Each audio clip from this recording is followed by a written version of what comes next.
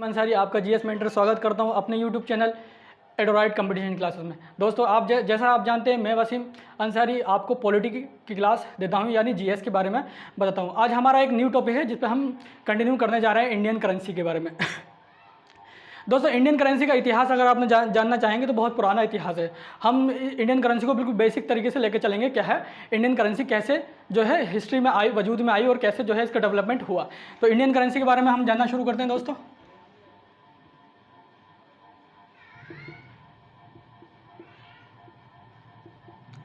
Indian currency यानी भारतीय मुद्रा।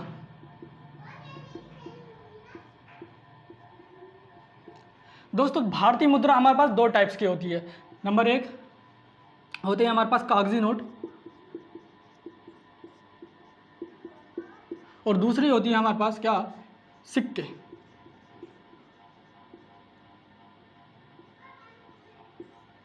एक होती है हमारे पास कागजी मुद्रा, कागजी नोट, दूसरे होती है हमारे पास सिक्के। दोस्तों सिक्के जो होते हैं वो ढलाई कैसे तैयार किए जाते हैं इसके बारे में जान लेते हैं। सिक्के जो होते हैं दोस्तों, ये जिसको बनाने का प्रोसेस होता है इसको बोलते हैं कास्टिंग प्रोसेस, प्रक्रम या प्रोसेस, यानी जिससे सिक्के तैयार किए जाते हैं। एक ऐसा प्रोसेस जिसके थ्रू सिक्के तैयार किए जाते हैं उसको बोलते हैं कास्टिंग यानी ढलाई। दोस्तों ये ऐसा प्रोसेस होता है, इसके थ्रू सिक्के बनाए जाते हैं। ढलाई प्रक्रम कास्टिंग के थ्रू क्या होते हैं, सिक्के हमारे जो होते हैं 10 रुपये का चाहे 1 रुपये का या जितने भी सिक्के हमारे पास चलते हैं इंडियन करेंसी में, जितने भी सिक्के चलते हैं वो सब हमारे ढलाई प्रक्रम के द्वारा बनाए जाते हैं। साथियों इसके बाद हम जाते हैं नेक्स्ट पॉइंट क्या होता है हमारा, कि सिक्के जो होते हैं कहाँ पर तैयार किए जाते हैं, यानी जो इनके सिक्के तैयार करने की जो हमारे पास जो बनाने की जो जो टकसाल इनको बोलते हैं। सर दोस्तों टकसाल बोलते हैं इसको, जहाँ पर ये सिक्के की ढलाई की जाती है उसको बोलते हैं टकसाल। अब ये टकसाल जो होती है वो कहाँ पर है, किस किस जो है राज्य में है, ये हम देखते हैं। तो नंबर 1 पर रहता है हमारा हैदराबाद।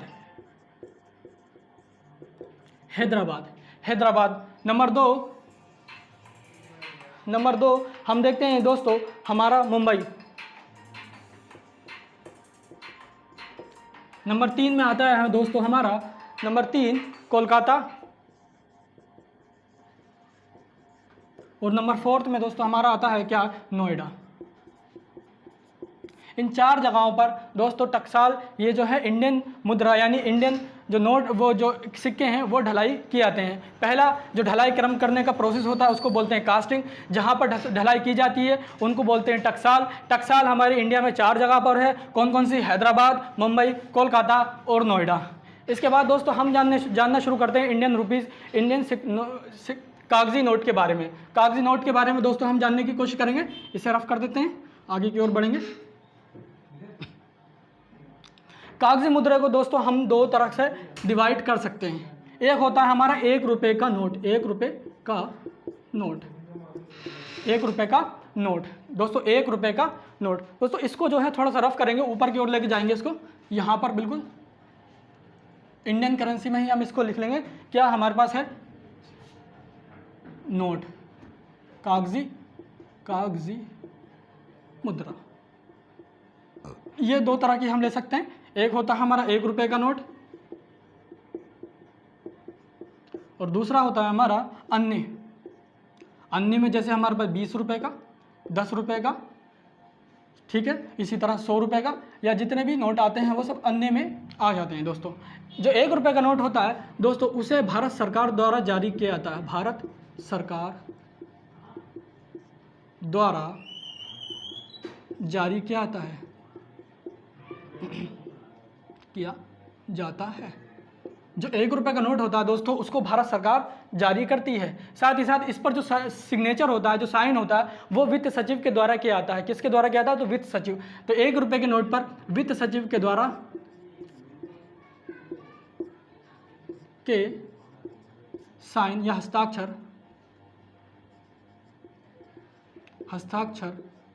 किए जाते हैं।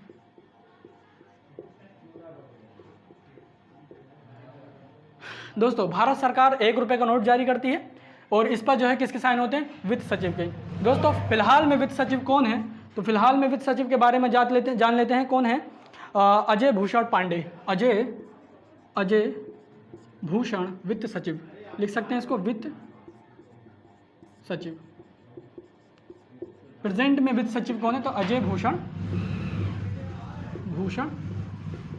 पांडे, अजय भूषण पांडे।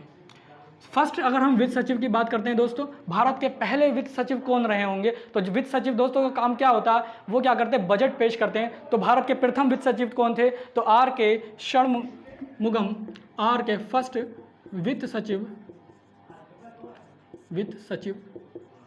आर के क्या था नाम इनका? आर के षणमुख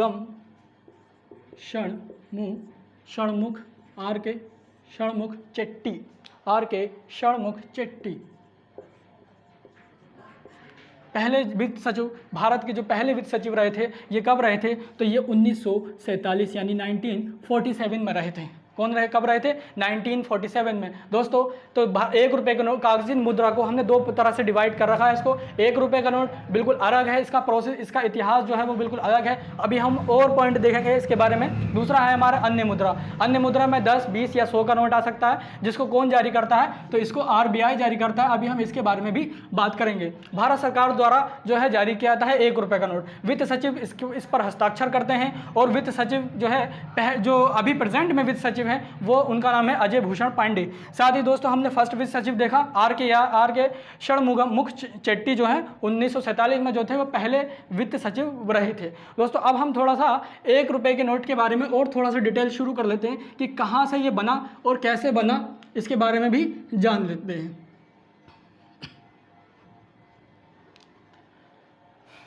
1 रुपये का नोट दोस्तों, इसके बारे में भी हम जान लेते हैं। 1 रुपये का नोट 30 नवंबर, सबसे पहले क्या हुआ दोस्तों, इसको रफ करते हैं थोड़ा सा। 1 रुपये का नोट, 1 रुपये का नोट, 1 रुपये का नोट, ठीक, 1 रुपये का नोट। तो ये तो हमने जान ही लिया कि भारत सरकार इसको जारी करती है, और दूसरा वित्त सचिव जो होते हैं इसके ऊपर सिग्नेचर करते हैं। अब 30 नवंबर 1917 को, इतिहास थोड़ा सा इसका देख लेते हैं कि क्या इतिहास रहा है इसका। 30 नवंबर 1917 को किसके द्वारा? तो इंग्लैंड के द्वारा, यानी इंग्लैंड में तैयार किया गया था ये नोट। इंग्लैंड में तैयार किया गया था। कहाँ पर? इंग्लैंड में, क्योंकि उस समय 1917 में हम देखते हैं कि यहाँ पर हिंदुस्तान में क्या था दोस्तों कि अंग्रेज जो थे वो शासन कर रहे थे, अंग्रेज़ों का शासन था। तो जो भी करेंसी वगैरह बनकर आती थी वो कहाँ से आती थी? तो वो इंग्लैंड से बनकर आती थी। तो इसी तरह से जो इंग्लैंड में पहली बार 30 नवंबर 1917 में इंग्लैंड में ही कागज़ का निर्माण किया गया। दोस्तों एक पॉइंट एक और जो इससे क्वेश्चन बन सकता है वो क्या है कि इंग्लैंड के उस टाइम प्रधानमंत्री कौन थे या PM कौन थे? तो जॉर्ज पंचम जो थे इस टाइम उस वहाँ के कौन थे? PM थे। कौन? जॉर्ज पंचम उस टाइम इंग्लैंड के PM थे। दोस्तों हुआ क्या, 30 नवंबर 1917 को इंग्लैंड से जो है इसे बनाया गया, और जॉर्ज पंचम के कार्यकाल में जो था इसको बनाया गया। फिर उसके बाद 1926 के आसपास इसे बंद कर दिया गया। 1926 के बाद इसे क्या कर दिया गया? बंद कर दिया गया। 1926 में इसे क्या किया गया? बंद कर दिया गया, यानी इसको 1926 में बंद कर दिया। क्यों बंद कर दिया गया दोस्तों? क्योंकि इसकी लागत जो थी वो ज़्यादा हो रही थी, यानी रुपए कीमत उसकी कम थी। 1 रुपये का नोट था, लेकिन उसकी कॉस्ट जो कि प्रोडक्शन करने में, उसका मैन्युफैक्चर करने में जो उसकी कॉस्ट आ रही थी वो बहुत ज़्यादा हो रही थी। तो इसलिए इसको क्या कर दिया गया? बंद कर दिया गया। 1926 में इसको बंद कर दिया। क्यों बंद कर दिया? क्योंकि इसकी लागत बहुत अधिक थी। दोस्तों क्या थी? इसकी जो लागत थी वो बहुत अधिक थी। फिर उसके बाद 1940 में इसके बाद फिर से दोबारा से इसे जो है स्टार्ट कर दिया गया। 1940 में दोबारा से शुरू किया गया। 1 रुपये का जो नोट था, 1 रुपये का नोट 1940 में दोबारा से शुरू कर दिया गया। दोस्तों एक तो कारण ये था कि 1926 में 1926 में इसको बंद करने का, कि एक तो वजह ये थी कि उस टाइम जो प्रधानमंत्री या जो शासन कर रहे थे अंग्रेज़ के लोग, अंग्रेज़ जो हमारे देश पर, वो वहाँ का जो राजनीति सिस्टम था, हो सकता है इसकी वजह से इसको बंद कर दिया गया और 1940 में से दोबारा शुरू किया गया। फिर 2014 के बाद फिर 2014 में इसे फिर से 2014 में इसे फिर से बंद कर दिया गया। यानी 1940 में जब इसे नोट को दोबारा शुरू किया गया तो एक लंबे टाइम तक ये चलता रहा और 2014 में इसको फिर से बंद कर दिया गया, फिर से बंद कर दिया गया। 2014 में इसे फिर से बंद कर दिया गया। तो दोस्तों इतने पॉइंट हमने आने। 1917 में इसको इंग्लैंड में बनाया गया, किसके द्वारा? पीएम कौन थे? तो जॉर्ज पंचम इसके पीएम थे यहाँ पर। 1917 में क्यों बनाया गया? इंग्लैंड से बनकर क्यों आया? क्योंकि 1917 में उस टाइम अंग्रेज जो थे भारत पर शासन कर रहे थे, तो उनके कब्जे में ही सारी करेंसी और मुद्रा थी, तो वहीं से बनकर इसका जो था मैन्युफैक्चर किया गया और पीएम उसके जॉर्ज पंचम थे। 1926 में इसे फिर बंद कर दिया गया। और क्यों वजह? उसके एक रीज़न ये था कि लागत बहुत थी। दूसरा रीज़न दोस्तों ये है कि उस समय राजनीतिक सत्ता में परिवर्तन हो रहा था इंग्लैंड में। ये कंपनियां जो थी, ईस्ट इंडिया कंपनी और जो ब्रिटिश का जो शासन करने की प्रणाली थी, वो उसमें वाद विवाद पैदा हो रहा था, तो इसकी वजह से जो है इसे बंद कर दिया गया। 1940 में 1 रुपये का नोट फिर दोबारा से शुरू कर दिया गया और उसके बाद 2014 और में इसे फिर से बंद कर दिया गया। उसके बाद सर 2015 1 जनवरी 2015 को 1 जनवरी 2015 को इसे फिर से शुरू कर दिया गया, फिर से शुरू कर दिया गया।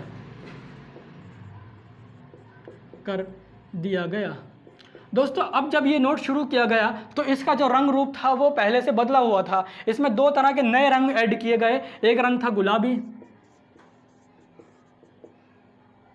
और दूसरा हरा रंग। यानी इसका जो फ्रेम था वो ही चेंज कर दिया गया, एक नए रूप में दोस्तों इसको जो है बनाकर तैयार किया गया 1 जनवरी 2015 में। 1 जनवरी 2015 में आप जानते हैं उस टाइम भारत के पीएम कौन रहे होंगे? जो फिलहाल में है, यानी नरेंद्र मोदी, श्री दामोदर दास नरेंद्र मोदी, श्री मोदी जी, श्री मोदी। 1 जनवरी 2015 में दोबारा जो है इसको स्टार्ट कर दिया गया एक नए रंग के साथ। दोस्तों क्वेश्चन बन सकता है पीईटी एग्जाम में कि जो 1 रुपये का नोट 1 जनवरी 2015 को स्टार्ट किया गया था उसमें किस तरह का रंग था? तो हरा और गुलाबी। किसके सरकार में शुरू किया गया? तो उस समय भारत के प्रधानमंत्री कौन थे? तो मोदी, श्री मोदी जी। दोस्तों ये तो हो गई 1 रुपये नोट की इतिहास या उसके बारे में कौन जारी करता है और कौन जारी उसको नहीं करता है। अब आगे की ओर बढ़ते हैं दोस्तों और अब हम जान लेते हैं आरबीआई के बारे में कि अन्य नोट जो होता है वो कौन जारी करता है? तो वो जारी करता है कौन? आरबीआई। 10 रुपये का नोट हो, 20 रुपये का नोट हो या 100 रुपये का नोट हो, जितनी भी बड़ी मुद्रा होती है वो सारी की सारी कौन जारी करता है? आरबीआई। तो आरबीआई के बारे में हम जान लेते हैं दोस्तों। इसको क्या बोलते हैं? इंडियन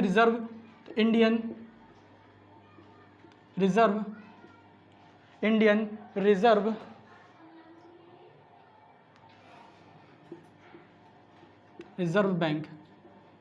थोड़ा सा इसके इतिहास के बारे में जान लेते हैं कि कैसा इसका जो है निर्माण किया गया भारतीय रिजर्व बैंक का। कैसे जो है इसको हिंदी में बोलते हैं भारतीय रिजर्व बैंक, भारतीय रिजर्व बैंक, भारतीय रिजर्व बैंक। सबसे पहले 1925 या 1926 में दोस्तों 1925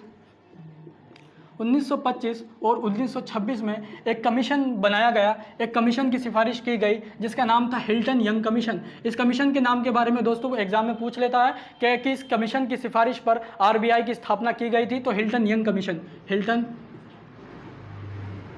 यंग कमीशन। दोस्तों ये कमीशन क्यों बनाया गया था? तो भारत की आर्थिक स्थिति को मजबूत करने के लिए बनाया गया था। किसके लिए? भारत की आर्थिक स्थिति को, भारत की आर्थिक स्थिति को मजबूत करने के लिए,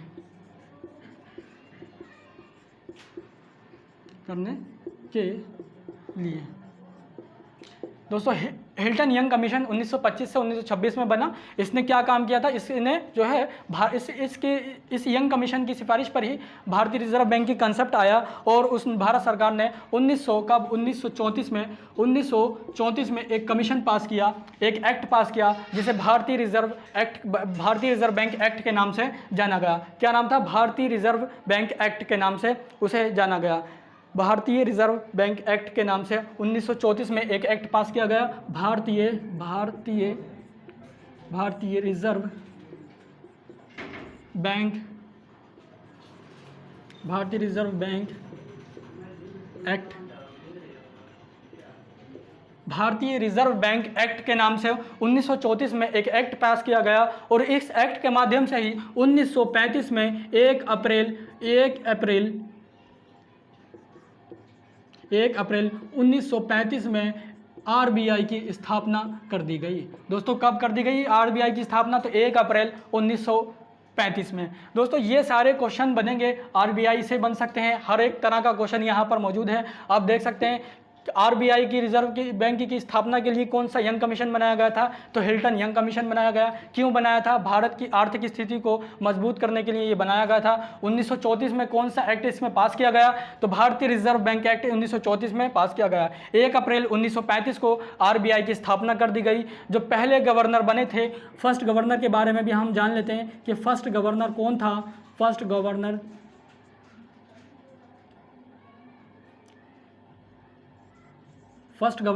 कौन थे? तो जॉर्ज बॉस स्मिथ। कौन थे? Boss Smith. Boss first governor RBI के कौन थे? तो वो थे ऑसबॉर्न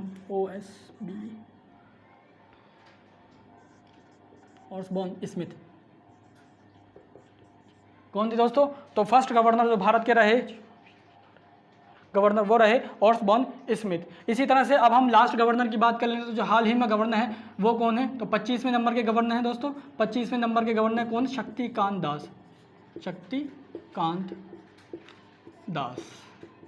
अच्छा इसमें एक पॉइंट छूट गया दोस्तों, यहाँ पर लिख लेते हैं कि इसकी स्थापना, इसका जो नेशनलाइजेशन होता है, यानी इसका जो राष्ट्रीयकरण किया गया था वो राष्ट्रीयकरण 1949 में इसका राष्ट्रीयकरण कर दिया गया था। यानी ये पहले जो था एक प्राइवेट राष्ट्रीयकरण।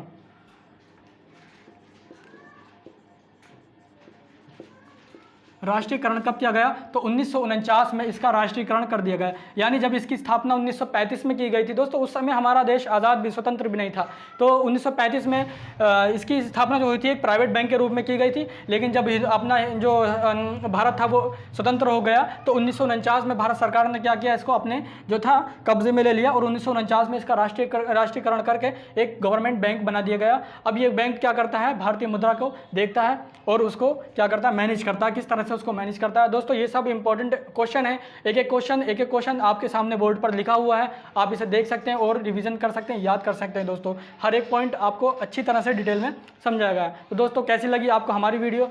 अगर वीडियो आपको पसंद आती है तो लाइक करें, सब्सक्राइब करें, हमारे चैनल को सब्सक्राइब करें और बेल आइकन को प्रेस करें ताकि आपको लेटेस्ट नोटिफिकेशन अवेलेबल हो सकें। Thank you.